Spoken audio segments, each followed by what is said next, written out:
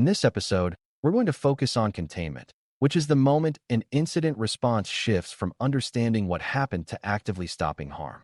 For beginners, containment can sound dramatic, like pulling a fire alarm, but good containment is usually a set of controlled moves that limit exposure while keeping essential operations running. With AI systems, containment often means restricting who can use the system, what the system can access, and where outputs can go, because those are the pathways along which harm spreads. The faster you can limit those pathways, the less time attackers have to probe, the less chance sensitive data has to leak, and the less likely unsafe outputs are to reach real users. By the end, you should be able to explain what containment means for AI incidents, why it must be fast but careful, and how access limits and flow controls reduce damage. Before we continue, a quick note. This audio course is a companion to our course companion books. The first book is about the exam and provides detailed information on how to pass it best. The second book is a Kindle-only ebook that contains 1,000 flashcards that can be used on your mobile device or Kindle. Check them both out at cyber.author.me in the Bare Metal Study Guide series. Containment is different from eradication and recovery, and keeping that difference clear helps you make better decisions under pressure. Containment is the short-term goal of stopping the bleeding, meaning you reduce the immediate risk while you continue investigating. Eradication is the later step of removing the root cause, such as fixing a vulnerability, removing malicious changes, or correcting a bad configuration. Recovery is restoring normal operations safely and verifying that the system can be trusted again. Beginners sometimes want to jump straight to eradication, but if you do that before containment, you may lose evidence or allow harm to continue while you chase the perfect fix. In AI incidents, the system can be connected to many services, so a root cause fix might take time, but containment actions can often be taken quickly. Containment buys you time, and time is what you need to investigate with care. A practical way to think about AI containment is to ask two questions. Who can interact with the system, and what can the system interact with?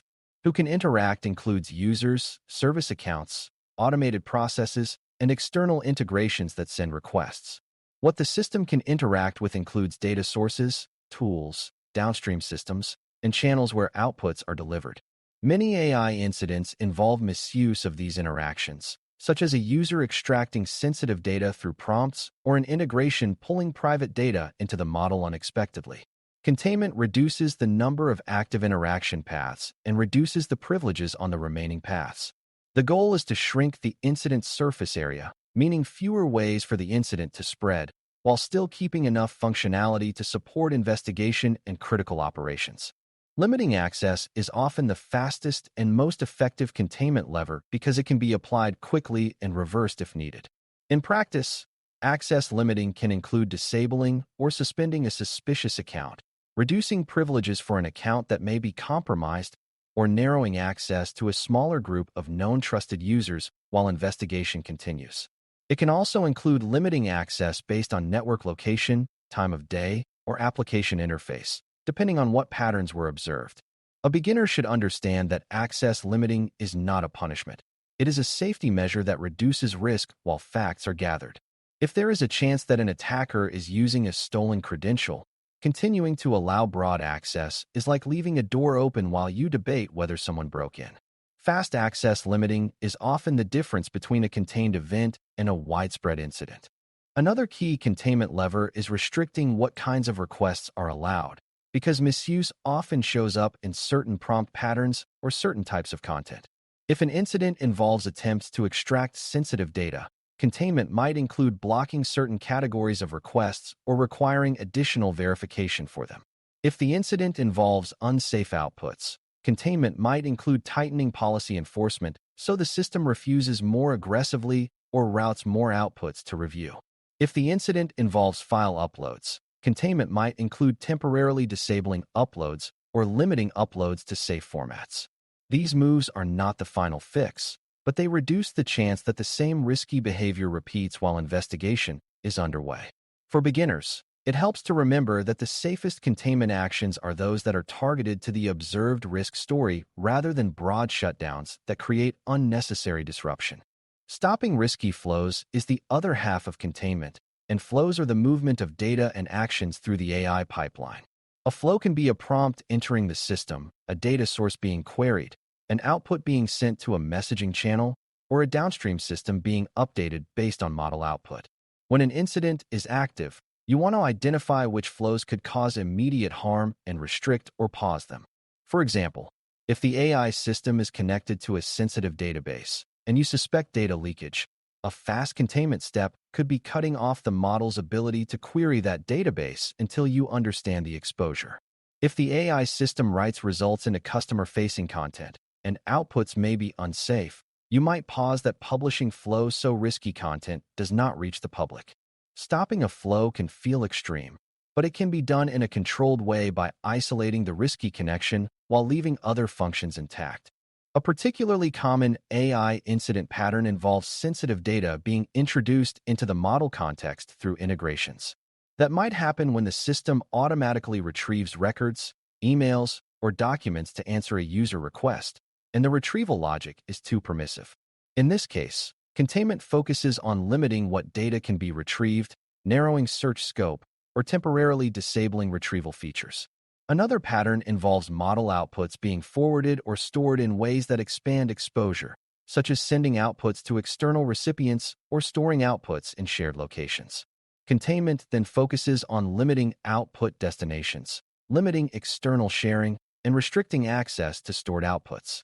Beginners should see that containment is often about constraining data movement, not about changing the model itself. If data cannot flow into or out of risky places, the impact of misuse drops immediately.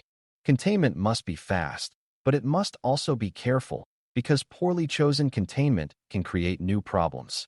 One risk is destroying evidence, such as wiping logs or resetting systems without capturing what happened. Another risk is causing outages that disrupt critical services unnecessarily, which can harm users and erode trust. A third risk is tipping off an attacker in a way that causes them to accelerate or hide their tracks, although in many environments safety still comes first.